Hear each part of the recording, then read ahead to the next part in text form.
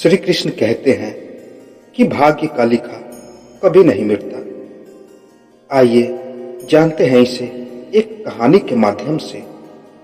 किसी गांव में एक बुद्धिमान ब्राह्मण रहता था।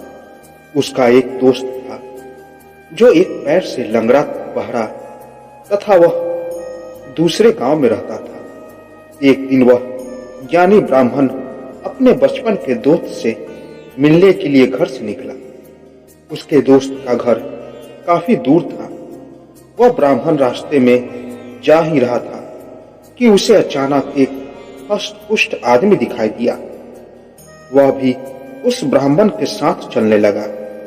तो वह ब्राह्मण उस मनुष्य का नाम पूछता है तो वह अपना नाम महाकाल बताता है। वह ब्राह्मण भी सोचने लगा कि मुझे भी काफी लंबा जाना है, चलो एक साथ मिल गया जिससे रास्ता आसानी से कट जाएगा। अब ब्राह्मण और महाकाल दोनों साथ चल रहे थे कि अचानक एक गांव आ गया। तब महाकाल ने उस ब्राह्मण से कहा कि तुम चलो और मुझे इस गांव में थोड़ा काम है, मैं अभी आ रहा हूं। थोड़ी ही देर में उसी गांव में एक भैंस ने एक आदमी को लात मार दी। थोड़ी ही देर में महाकाल उस ब्राह्मण के पास आ गया और बोला कि चलो। फिर वह ब्राह्मण उस महाकाल के साथ चलने लगा।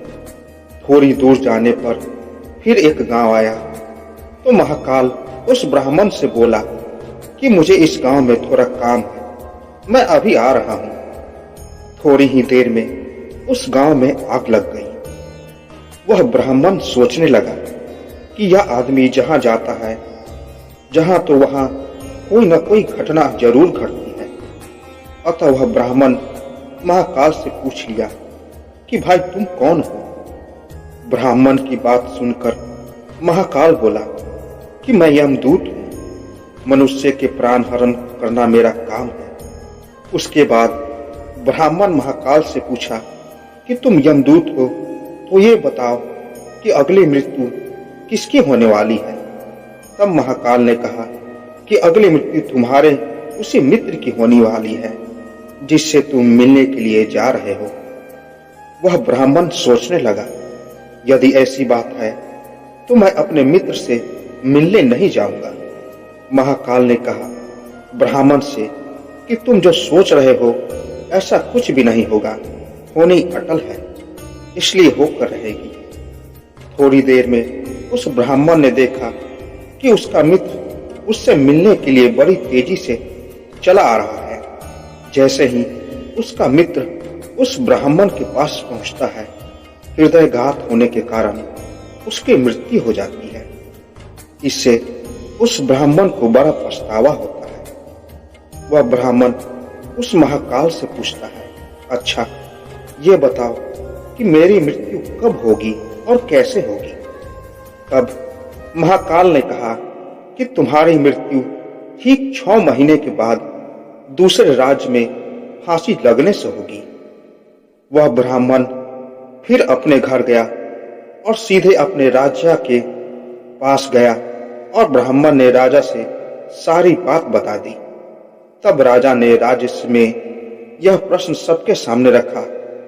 तब उस राज्यसभा में यह फैसला लिया गया कि यदि ऐसी बात है तो वह ब्राह्मण उसी राजमहल में 6 महीने तक रहेगा। राजा ने ब्राह्मण के लिए राजमहल में ही व्यवस्था करवा दी। धीरे धीरे समय व्यतीत हो रहा था। उस ब्राह्मण को नींद में चलने की बीमारी थी और यह बात उस ब्राह्मण को नहीं मालूम थी। जिस दिन उसकी मृत्यु होने वाली थी उसी रात्रि को ही वह ब्राह्मण राजमहल से निकलकर दूसरे राज्य के राजमहल में जाकर राजा के शयन कक्ष में राजा और रानी दोनों के बीच में जाकर सो गया। सुबह जब राजा उठा तो उस ब्राह्मण को अपने शयन कक्ष में देखकर बहुत क्रोधित हुआ और उस ब्राह्मण को फांसी की सजा सुना दी। तब वह ब्राह्मण उस राजा से सारी कहानी सुना डाली, जिसको सुनकर वह राजा अपना एक गुप्तचर अपने पड़ोसी राज्य के राजा के पास भेजकर सारी जानकारी ले ली। जिसको सुनकर वह राजा अपने फैसले पर बहुत पछता रहा था, लेकिन उस राज का एक नियम था कि एक बार राजा जो सजा सुना दे फिर चाहकर भी उसे नहीं बदला जा सकता। राजा ने एक राजसभा लगाई और उसका उपाय पूछा। तब उस राजसभा ने यह फैसला लिया कि एक पतले गंदे का फंदा बनाकर उस ब्राह्मण को पहनाकर अपना पूरा वचन पूरा कर लीजिए। फंदा पतला होने के कारण ब्राह्मण की मृत्यु भी नहीं होगी और आपके फैसले की भी लाज बच जाएगी। तब एक पतले धागे से फांसी का फंदा बनाया गया और उसके अगले ही दिन ब्राह्मण के गले में डाल दिया गया और फंदे को खींच दिया गया।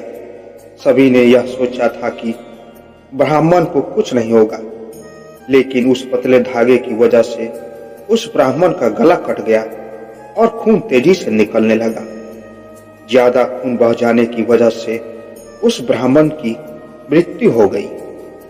श्री कृष्ण कहते हैं, हमारे भाग्य में जो लिखा होता है वह हर हाल में होकर ही रहता है, उसे बदला या काटा नहीं जा सकता। उस ब्राह्मण ने अपने बचने के कितने उपाय किए, लेकिन मृत्यु के आने पर कोई उपाय काम न आया तथा उसकी मृत्यु हो ही गई। तो दोस्तों, आशा करता हूँ ये वीडियो आपको पसंद आई होगी। तो मिलते हैं एक और नए वीडियो के साथ, तब तक के लिए जय श्री कृष्ण।